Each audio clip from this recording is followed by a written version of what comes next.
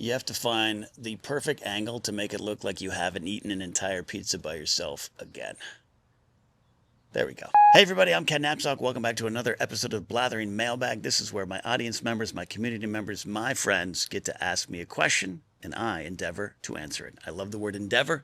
It's not quite a $2 word. It's like a $1.50 word, but you keep the change. Today's question comes from Kingsport Cal out there in beautiful Kingsport, Tennessee.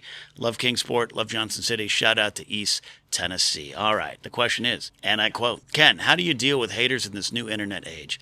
While the internet is growing, there's always someone to nitpick and be mad about. Can you ignore the hate and move on, or does it stick with you? I don't see them as haters. I see them as opponents to overcome, destroy, and dominate. No, I'm kidding. No, it absolutely sucks. It's sometimes hard to let it go. But here's the thing about haters, and I guess in this internet age, are we talking about people in the comment section? Are we talking about people in your own real life? Are we talking about people that just don't believe in you? Or are we talking about ourselves? I think perhaps we're the biggest haters in our own lives, which is kind of one of the areas I'll go with. In terms of just comments, honestly, at this point, I really don't care. Most of the comments are silly. Most of the comments get an instant block or delete. I just don't need to live in that world, and, quite frankly, you don't either. So I'll block you, give you the favor of moving on from me, and I'll move on from you. Especially the comments that come in and are like, oh, I used to be so funny on Schmoes and Collider, but now you're just a leftist, woke propagandist. All right, that's awesome. You still go participate in Gamergate. I'll move on. You move on. We're going to be good. Those kind of comments from those kind of haters, they absolutely don't stick with us. In fact, we usually all screenshot them and we'll send them to each other in text threads, and we'll make fun of you and we'll just kind of laugh at you. And I don't know, maybe that makes us haters, but thanks for the fuel and the conversation starters and text threads. I think it is the stuff that, I don't know, kind of gets under your skin because it contains a bit of truth. And I don't know if we're talking again about internet comment sections, people in your own life. There's a lot of ways to look at it. There's something that my old friend Mod Garrett said when we were hosting Jedi Alliance together back in 2014.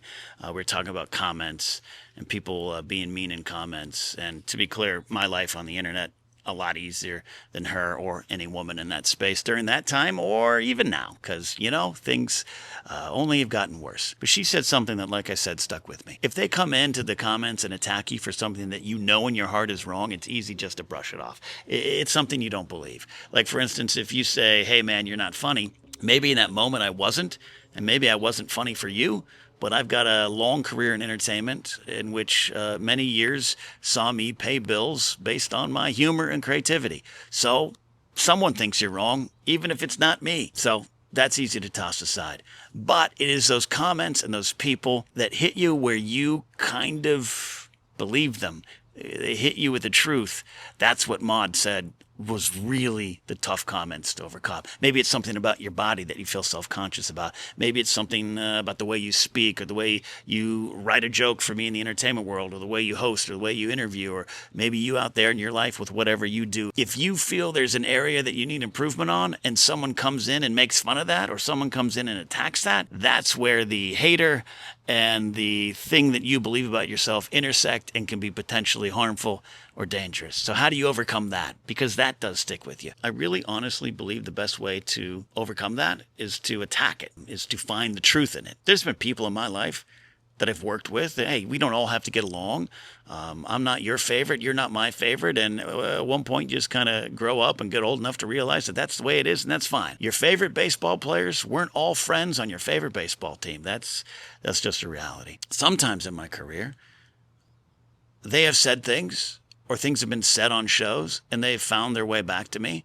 People have presented it to me like, hey, did you hear what so-and-so said? What are you going to do about it? And yeah, that sucks and that's stupid. And you know what? I've been guilty of that too. And I'm trying to be a better person, but I also like being a snarky bitch.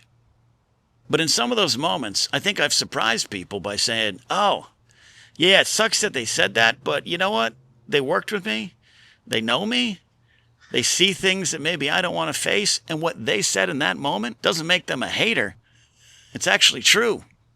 And I'm going to try to learn from it. Sometimes haters are the mirror we don't want to look into. And I'm not saying I'm perfect in this. I'm not saying I don't have those fits of rage where I want to take you outside and settle this. Or, more likely, I curl up in my bed and cry. I do try to take those truths that they say, or at least the truths that they believe in that moment, and confront them. Not them, the hater, but the truth. And maybe it's not true. Maybe it's a lie, I've told myself. Maybe it's something that I've chosen to believe, and then they're picking up on that. But maybe it's a behavior that I need to change.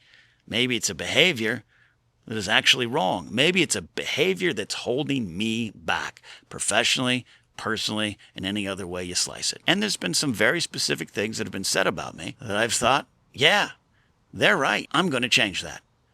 And I've worked very hard to change that. And I've got a long way to go. So how do I deal with haters?